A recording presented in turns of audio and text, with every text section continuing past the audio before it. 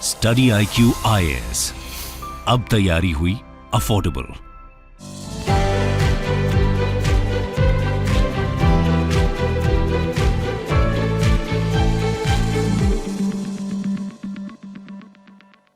नमस्कार दोस्तों, भारत और जापान हम सबको पता है कि कितना ज़्यादा करीब हैं, लेकिन क्या आपको पता है कि दोनों देश के बीच में आज तक कभी भी ज्वाइंट फाइटर जेट ड्रिल नहीं हुआ। जो एयरफोर्स एक्सरसाइज ड्रिल होता है वो नहीं हुआ है, और इसका कारण मैं आपको वीडियो में बताऊंगा। लेकिन यहां पर आप देख सकते हो कि दोनों देश फाइनली डिसाइड किए हैं कि यहां पर हम पहला एयरफोर्स एक्सरसाइज कंडक्ट करेंगे। मे भी हो सकता है कि शायद इस साल के एंड तक या फिर अगले साल के शुरुआत में ये एयरफोर्स एक्सरसाइज हो जाए। और इसका मेन कारण मैं आपको बताऊं तो जाहिर सी बात है, जो दोनों देश का कॉमन एनिमी है इस समय चाइना। क्योंकि चाइना, अगर आप देखोगे, चाइना से जापान भी परेशान है और भारत तो परेशानी में तो है ही है। तो दोनों देश के कंसर्न, और स्पेशली अगर मैं आपको बताऊं तो जापान बहुत समय से कोशिश कर रहा है कि भारत के साथ ये फाइटर जेट ड्रिल हो, और उसका कारण भी हम इस वीडियो के दौरान जानेंगे। काफी कुछ जानने को है, चलिए आगे बढ़ते हैं। लेकिन उसके पहले ध्यान रखिएगा दोस्तों, परसों से यहां पर जो 14 सितंबर है, स्टडी IQ का यूपीएससी कोर्स बैच लॉन्च हो रहा है, जिसके अंदर पूरी यूपीएससी की तैयारी कराई जाएगी at a very affordable rate. You just have to use the code Ankit live हमारे वेबसाइट और ऐप पे जाके, और सिर्फ 19,000 में आप ये पूरा कोर्स ले सकते हैं। और यहां पर आपको कई फीचर्स मिलेंगे, लाइव क्लासेस हो गया, प्रीलिम्स के लिए स्पेसिफिकली कई सारे फीचर्स हमने डाले हैं, नोट्स दिए जाएंगे, आंसर राइटिंग प्रैक्टिस आपके मेंस एग्जाम के लिए। और इन सबके अलावा जो एक खास बात है हमारे कोर्स के अंदर, वो ये है कि मेंटरशिप दिया जाएगा। कोई दिक्कत है, प्रॉब्लम है, आप अपने मेंटर से, एक अलॉट किया जाता है हर एक स्टूडेंट को, पूछ सकते हैं कभी भी कुछ भी।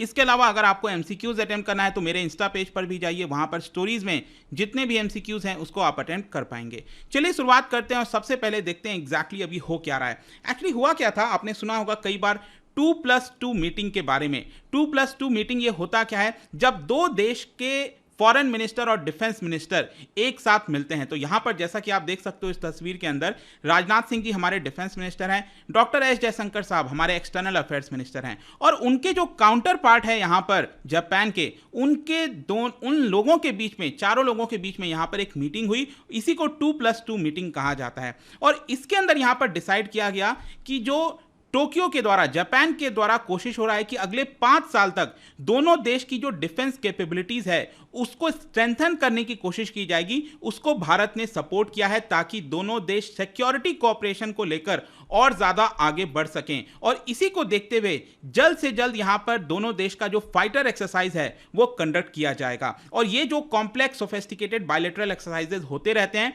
उसको और ज्यादा डीपेन करने की आवश्यकता है, ऐसा दोनों देश के द्वारा माना गया। साथ ही साथ यहां पर एक ज्वाइंट सर्विस स्टाफ टॉक होता है, जो वो भी लॉन्च किया जाएगा दोनों देश के बीच में। जापान की तरफ से यहां पर इसको कहा जाता है जापान ज्वाइंट स्टाफ, और भारत के अंदर है इंडियन इंटीग्रेटेड डिफेंस स्टाफ। दोनों देश आपस में यहां पर बातचीत को स्टार्ट करेंगे। तो ये तो हमने समझ लिया कि अभी रिसेंटली 8 सितंबर को ये जो मीटिंग हुई थी वो टोक्यो में हुई थी। जापान गए थे हमारे एस जयशंकर साहब और राजनाथ सिंह जी, उन्हीं की मुलाकात यहां पर हुई, और ये डिसाइड किया गया कि ये फाइटर जेट ड्रिल किया जाएगा। वैसे यहां पर एक इंपॉर्टेंट चीज मैं आपको बता दूं कि ये जो डिसीजन है वो 2019 में भी लिया गया था।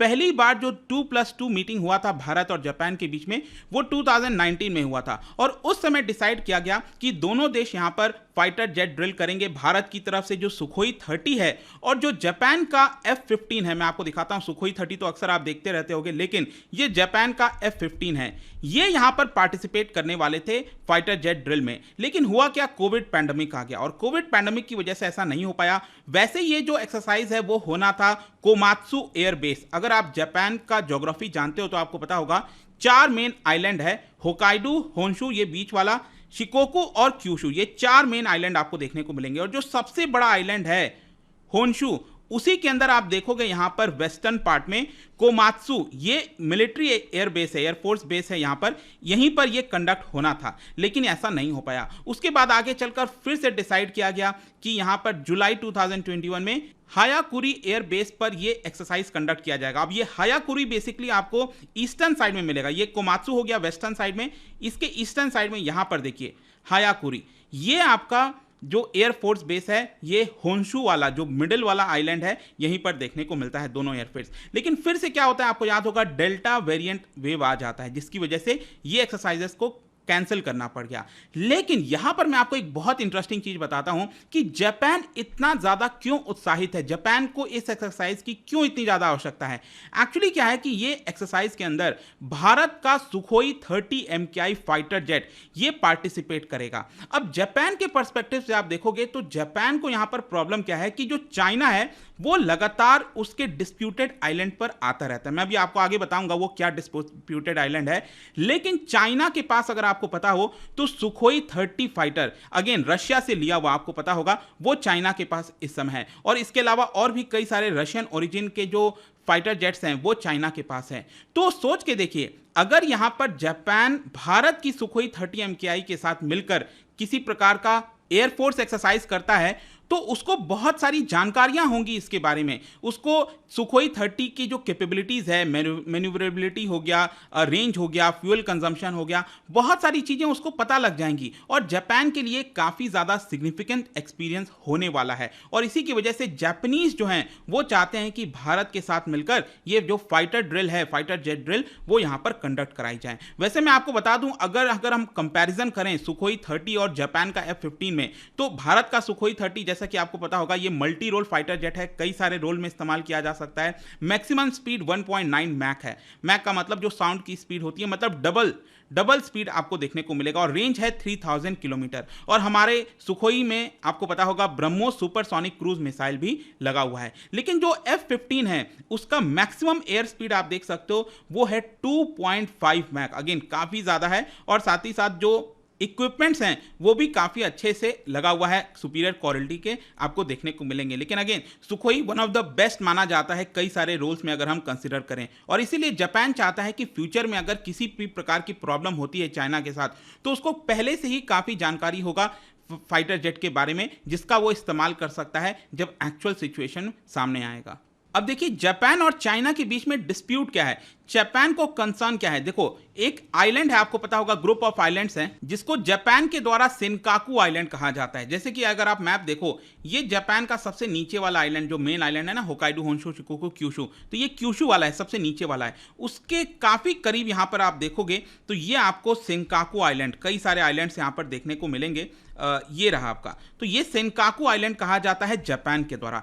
चाइना इसको कहता है दियाओ आइलैंड, ठीक है। अब ये आइलैंड में कोई रहता नहीं है, लेकिन रिसोर्स के पर्सपेक्टिव से ये काफी इंपॉर्टेंट आइलैंड है, ठीक है। तो यहां पर आप देख रहे हो कि जापान क्लेम करता है कि उनका जो एक्सक्लूसिव इकोनॉमिक जोन है वो ग्रीन कलर वाला लाइन होना चाहिए, ये जापान क्लेम करता है। लेकिन चाइना क्लेम क्या करता है, ये वाला रेड वाला, कि ये उनका जो है आपका एक्सक्लूसिव इकोनॉमिक जोन है। तो चाइना का तो आपको पता ही है बहुत से कंट्रीज के साथ कई डिस्प्यूट है, चाहे ये ईस्ट चाइना, ध्यान रखना ये ईस्ट चाइना सी की हम बात कर रहे हैं, जो नीचे वाला है वो आपका साउथ चाइना सी में आ जाता है।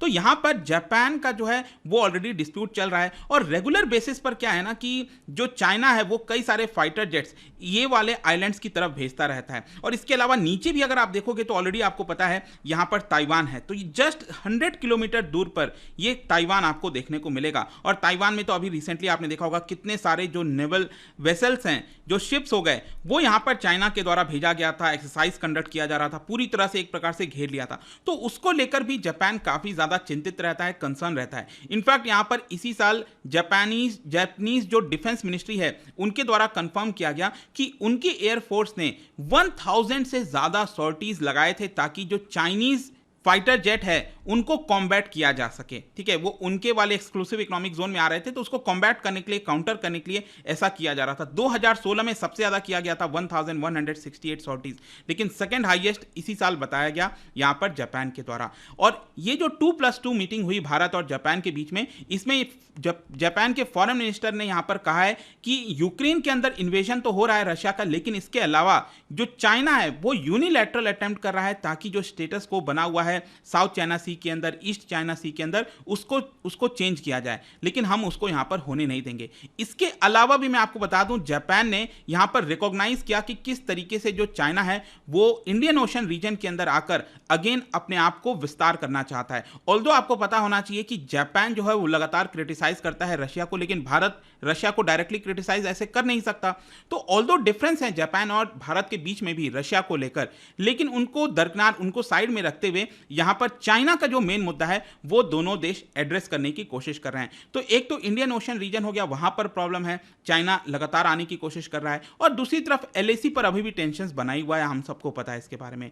2020 में इनफैक्ट यहां पर भारत और जापान ने साइन किया था एक एग्रीमेंट जिसका नाम है acquisition and cross servicing agreement, जिसके तहत जापान और भारत दोनों की जो मिलिट्रीज हैं वो एक दूसरे के जो एसेट्स हैं उसका इस्तेमाल कर सकते हैं। जैसे कि मैं आपको एक इंपॉर्टेंट, बहुत ही इंपॉर्टेंट है इनफैक्ट ये जिबौती एयरबेस, जिबौती बेस आपको पता होगा, ये मिलेगा आपको हॉर्न ऑफ अफ्रीका के अंदर। आपको पता है ये हॉर्न ऑफ अफ्रीका है, ये जो स्ट्रेट है उसको बाब एल मैंडेब स्ट्रेट कहते हैं, यहाँ पर रेड सी आ जाता है, और यहाँ पर जो छोटा सा कंट्री, एकदम छोटा सा जिबौती इसको कहा जाता है। ये आप देखो, आप राइट साइड में अगर आप देखेंगे तो यहाँ पर अमेरिका का, फ्रांस का हो गया और जापान का हो गया, ये बेस आपको देखने को मिलेगा। और उसके नदर्न साइड में यहां पर आप देखिए चाइना का भी एयर बेस यहां पर बना हुआ है, चाइना का काफी बड़ा बेस है, तो चाइना इसका काफी स्ट्रैटेजिक इस्तेमाल कर सकता है। इसी को देखते हुए क्यों ना हम भी यहां पर इसका इस्तेमाल करें, इसलिए जापान के साथ हमारा एग्रीमेंट हुआ कि हम ये वाला बेस भी इस्तेमाल कर पाएंगे। और उसी प्रकार से जो जापान है वो भारत का भी जो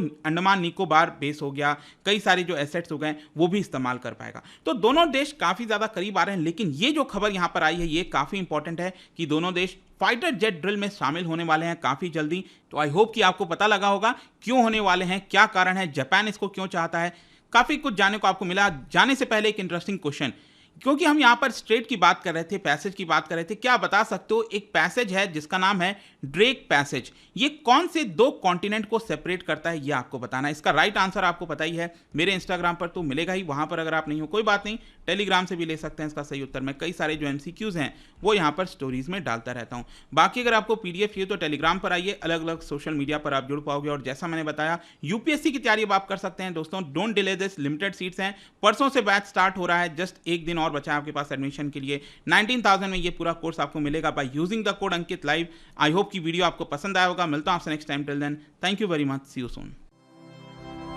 स्टडी IQ IAS, अब तैयारी हुई अफोर्डेबल।